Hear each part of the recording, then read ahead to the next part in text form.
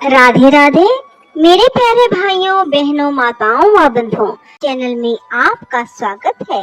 बंधुओं, आज मैं आपको सुना रही हूँ पितृपक्ष में आने वाली इंदिरा एकादशी के दिन एकादशी माता अर्थात 11 माता की कथा। बंधुओं, जो कोई भी एकादशी माता की कथा को सुनते हैं, भगवान विष्णु और एकादशी माता उन्हें मनोवांछित वरदान देती हैं।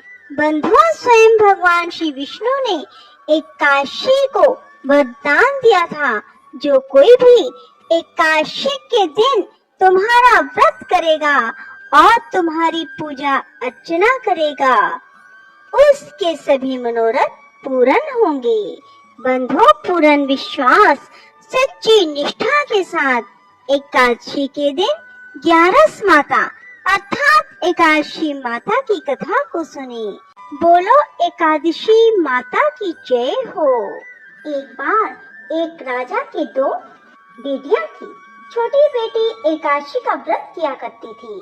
हर कोई छोटी बेटी की प्रशंसा किया करता था और बड़ी बहन छोटी बहन से ईर्ष्या करती थी। एक बार पड़ोसी राजा का बेटा बड़ी बेटी को देखने आया, लेकिन उसे बड़ी बेटी की जगह छोटी बेटी पसंद आ गई। राजा की छोटी बेटी अब बड़ी बहन छोटी बहन से और भी चिढ़ने लगती है। वह छोटी बहन को मारने के नए नए तरीके अपनाती रहती है। एक बार वह लड्डू में जहर मिलाकर उसे खिलाने की कोशिश करती है और एक बार वह मटके में जहरीला सांप रखकर छोटी बहन के कमरे में रख देती है। एक बार छोटी बहन को पनघट पर पानी भरने के लिए ले जाती है और धोखे से कुएं में धक्का दे देती है, पर हर बार 11 माता उसे बचा लेती है, क्योंकि वह 11 माता के व्रत किया करती थी। बड़ी बहन बहुत परेशान हो गई कि यह तो किसी भी तरह नहीं मरती। तब एक दिन बड़ी बहन छोटी बहन से बोली, मेरी प्यारी बहन, भगवान ने हम सब की मृत्यु किसी न किसी तरह लिखी है। क्या तुम्हें पता है कि तुम्हारी मृत्यु कैसे होगी? बड़ी बहन बहुत सीधी थी, छोटी बहन बहुत सीधी थी। वह बोली, मेरी मृत्यु मेरे पालतू तोते व तोते के गले में जो हार है उसमें अटकी हुई है। यदि कोई मेरे तोते को मारकर उस हार को लेकर पहन ले तो मैं मूर्छित हो जाऊंगी, और फिर उस हार को उतार कर कहीं रख दे तो मैं जीवित हो जाऊंगी। उस रात छोटी बहन अपने पिता के पास गई और बोली, पिताजी, मुझे शक है, यदि मैं मर जाऊं तो आप मुझे जलाना नहीं, आप मुझे हमारे पुराने महल के कुएं के पास झोपड़ी बनाकर खाट पर सुला देना। राजा बोले, बेटी, तुम ऐसा क्यों बोल रही हो? 2-3 दिन बाद तो तुम्हारी शादी है। तब छोटी बेटी बोली, पिताजी, समय का कोई भरोसा नहीं। इस तरह शादी वाला दिन भी आ गया।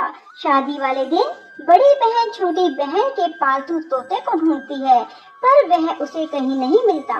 तभी दरवाजे पर बारात आ जाती है। वरमाला का कार्य संपन्न हो जाता है। फेरों की रस्म शुरू हो जाती है। उधर बड़ी बहन तोते को ढूंढ लेती है और वह उस तोते को मार देती है। वहीं छोटी बहन के 3.5 फेरे राजकुमार के साथ पूरे हो जाते हैं। तभी छोटी बहन मूर्छित होकर गिर जाती है। उधर बड़ी बहन तोते के हार को खुद पहन लेती है। तब फेरों में सभी घबरा जाते हैं। सभी बारातियों में हलचल मच जाती है कि राजकुमारी को क्या हुआ। सब डर जाते हैं। तब राजा वैद्य हकीमों को बुलाते हैं। छोटी राजकुमारी को महल में ले जाकर लिटा दिया जाता है। वैद्य और हकीम राजा से कहते हैं, राजकुमारी ना मरी है ना जीवित है, हमने ऐसा पहली बार देखा है। तब राजा उनसे कहते हैं, बाहर जाकर बोलना कि राजकुमारी बेहोश है, अभी थोड़ी देर में ठीक हो जाएगी।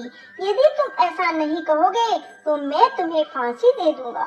बेचारे वैद्य हकीम राजा के कहे अनुसार बोल देते हैं। तभी बड़ी बेटी आती है और कहती है, पिताजी, मुझे छोटी बहन के मरने का बहुत दुख है। उससे ज्यादा दुख मुझे आपकी इज्जत का है जो कि खराब हो जाएगी। आप ऐसा करो कि मेरी शादी राजकुमार के साथ कर दो, तब सब ठीक हो जाएगा, आपकी इज्जत भी रह जाएगी। तब राजा को यही ठीक लगा और राजा ने छोटी बेटी के कपड़े पहनाकर बड़ी राजकुमारी को फेरों में बिठा दिया। पर राजकुमार ने मना कर दिया, कहा कि यह मेरी पत्नी नहीं है। मेरी पत्नी जब बोलती है तो उसके मुंह से फूल झड़ते हैं। लेकिन सबने समझा बुझाकर उससे 3.5 फेरे लगवा दिए।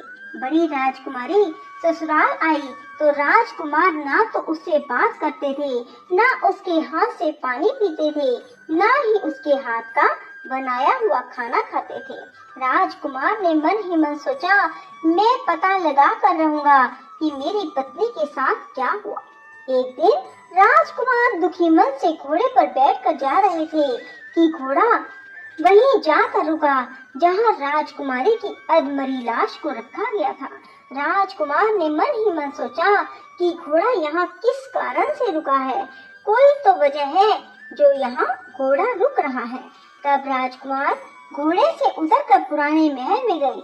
वहाँ एक चौकीदार था। राजा ने पूछा, यह महल किसका है? तब चौकीदार ने बताया कि यह महल किसका है।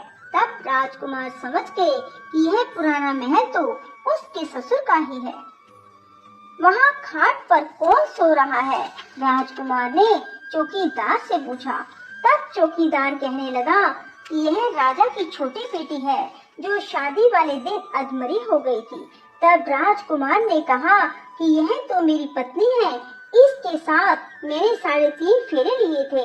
तब राजकुमार ने चौकीदार से कहा, तुम किसी को ना बताना कि मैं यहाँ आया हूँ, मैं तुम्हें मुंह मांगी रकम दूंगा। चौकीदार ने हाँ कर दी और राजकुमार खाट के पास गया और बचे हुए 3.5 फेरे खाट के साथ ले लिए। राजकुमार उस दिन वहीं पर रहा और रात को भी वहीं रहा। छोटी रानी रात को खड़ी हो गई। उसने अपने पास अपने पति को देखा तो वह बहुत रोई। राजकुमार ने पूछा, बड़ी अजीब बात है, तुम शादी वाले दिन मूर्छित क्यों हो गई?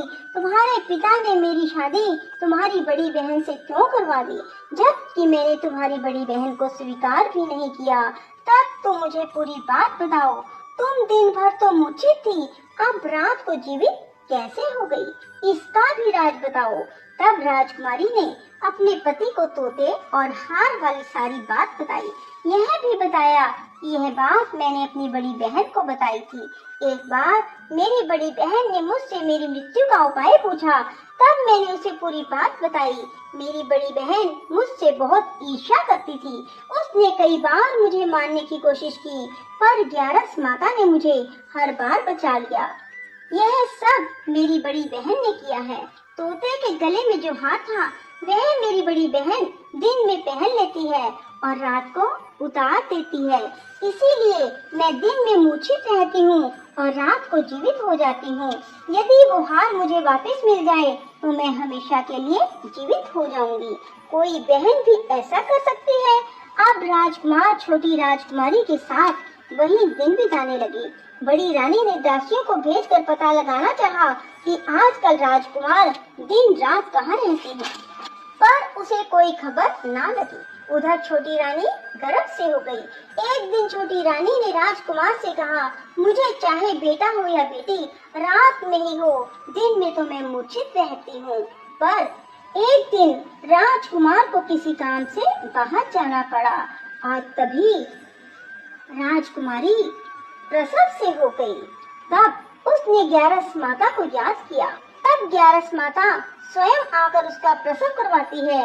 उसके सुंदर पुत्र पैदा होता है। तभी वहाँ राजकुमार आ जाते हैं। उसने भी ग्यारस माता के दर्शन किए। ग्यारस माता बोली, ये मेरी परम भगत है, और बोली, जब तुम्हारा बेटा 5 वर्ष का हो जाए तब तुम इसे अपनी पत्नी का हार लाकर पहना देना।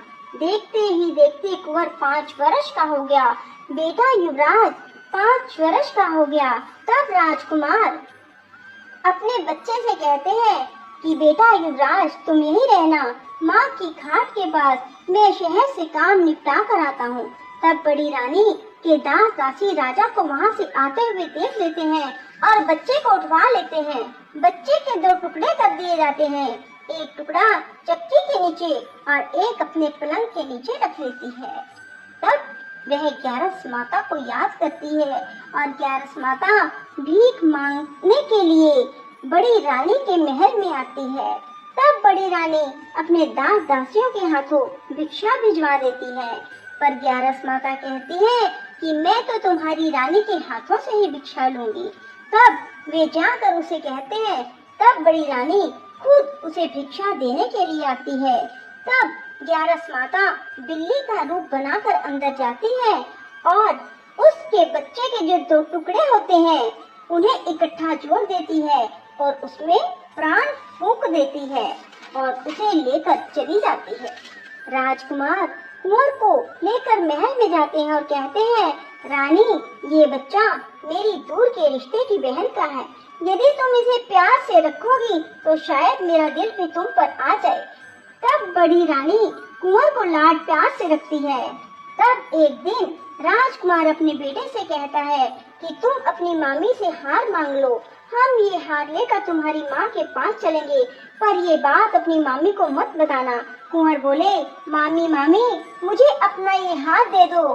एक बार तो रानी जवाब दे देती है, पर फिर उसे ये बात याद आती है कि जब राजकुमार ने उसे कहा था कि यदि तुम बच्चे का ध्यान रखोगी तो मेरा दिल तुम पर आ जाएगा।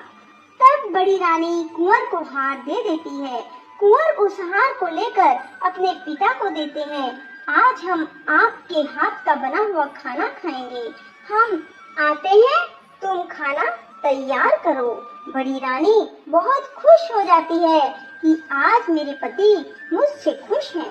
तब राजकुमार छोटी रानी के पास जाते हैं। बड़ी रानी उधर बहुत खुश होती है। तब राजकुमार छोटी रानी को वो हार पहना देते हैं और छोटी रानी जीवित हो जाती है और महल में छोटी रानी और बच्चे को लेकर आते हैं और बड़ी रानी को अपने ससुर के यहाँ छोड़ने के लिए चले जाते हैं और उन्हें सारी बात बताते हैं। उसके ससुर भी इस बात में शर्मिंदगी महसूस करते हैं और कहते हैं ये मेरी परवरिश में ही कुछ न कुछ कमी रही होगी। और ग्यारस माता की कृपा से छोटी रानी के भाग जाग जाते हैं। हे ग्यारस माता, जैसे आप छोटी बेटी पर प्रसन्न हुई वैसे सब पर होना, कहते सुनते हुंकारा भरते सब पर अपनी कृपा बरसाए रखना। बोलो ग्यारस माता की जय। राधे राधे, जय श्री कृष्णा। बंधुओं, यदि आपको हमारी वीडियो पसंद आए तो इसे लाइक करें और शेयर भी जरूर करें। साथ ही हमारे चैनल को सब्सक्राइब करना ना भूलें।